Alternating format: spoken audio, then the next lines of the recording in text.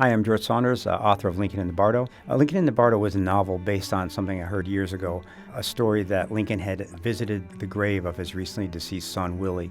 He was so grief-stricken that he actually went to the graveyard and held the body. Years ago, I had worked on a book set in a graveyard, and I'd kind of modeled it after the then new chatline thing, where you hit a person's name and then some text, person name, text.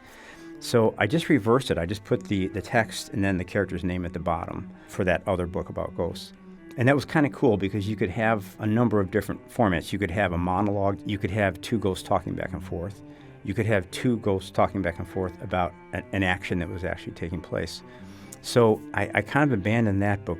But when I started this one, that format came to mind. So I decided to use that. And then in this book, the other missing sort of leg of the tripod is that a lot of the stuff that makes this story moving, at least to me, has to do with the historical context. And this was sort of at the worst moment of the Civil War.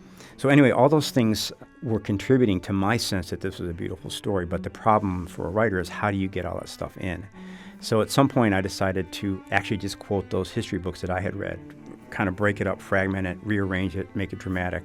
And then in one of those kind of interesting moments, you're like, oh yeah, that makes sense. I can do it exactly the same way. I can have the text and I can have the historical attribution right under it. So the whole book, which is 350 pages, is all made up of text quotes, whether by ghosts or historical figures, and then just a little attribution at the end.